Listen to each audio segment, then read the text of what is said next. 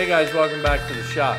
So I know in a lot of the projects that I've done, I tend to break out the domino because frankly, it's quick, it's fast, it's easy, but they're also very expensive. And they're not in everybody's price range, and I completely get that.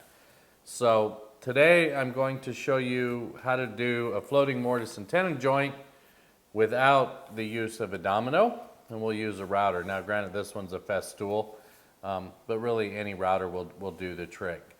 I've pre-cut some scrap alder here. It was left over from one of the projects. I have a 1/4 inch bit loaded up in the router, and I've milled some material to a 1/4 inch thick. And so I'm going to move over to my other bench and reset the camera, and I'll show you what we're doing. It's really not that hard. It's just a little bit more time consuming than it is to use the domino. So let me move over and I'll show you what we're doing. Okay, so you'll see I have a pair of lines here marked, and all those represent is the width of my tenon stock. And next I'm going to rearrange the camera and set up to go ahead and route that mortise out with the router. So in this case, I'm running a dual edge guide. For those of you that follow me know, I prefer the dual edge guide. It's just much more stable, but you can do this with a single edge guide as well. All I'm going to do is plunge to full depth at the start and the stop line, and then I'm going to route out in between and turn around and do that same process on the opposing piece for the matchup.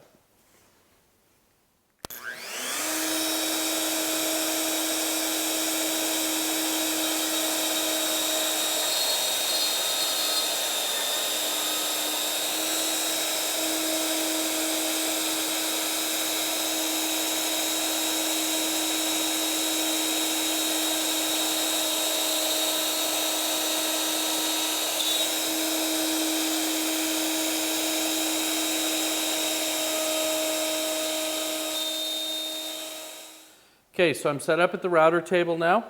I've got a 1/4 inch round over bit and of course my stock that I had pre-cut.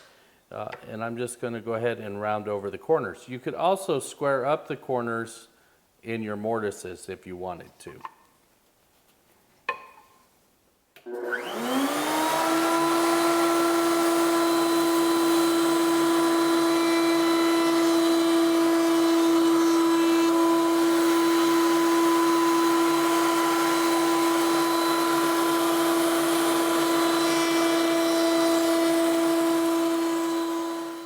And of course, then all I have to do is cut the tenon to fit.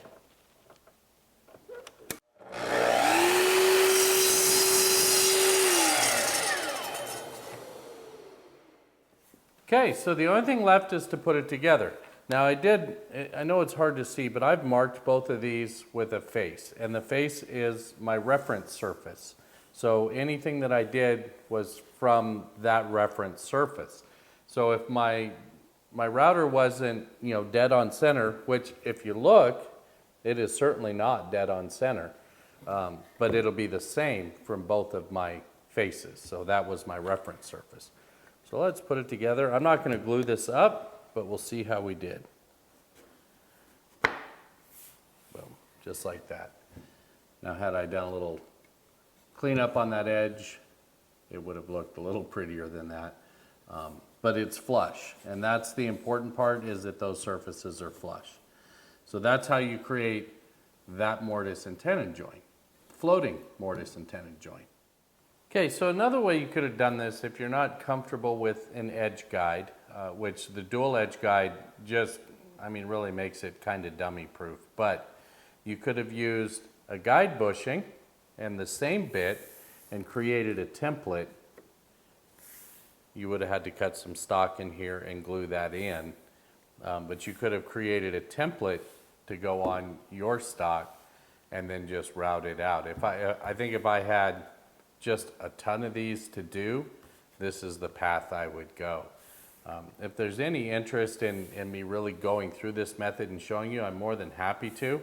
but I think we've all created shop-made templates. It's just a matter of getting that guide bushing, the template set up so that guide bushing runs smooth in there without a bunch of slop. You don't want a bunch of slop in there because that'll just make your mortise wider. But if I were doing a bunch of them, the template is the way I would go. For a one-off or maybe 2 or 3, I would just do it with the guide or with the edge guide like I did. And then creating the stock on the router table is super simple. And for the record, I went ahead and these were a little bit thick to start with, and I just ran them through the drum sander to get them set up just perfect so that those pieces lined up just perfect. So that's how I would do a floating mortise and tenon joint if I didn't have the dominoes. It can be done. There's so many more ways to skin a cat in woodworking than with a high dollar fancy tool. So take that for what it's worth. If you have any questions, my email's in the show notes. The forums are out there. Please, I encourage you to join the forums and submit your questions. The group of people that we have on there are just absolutely fantastic and always willing to help. So log in and say hello. So until next time, guys, take care.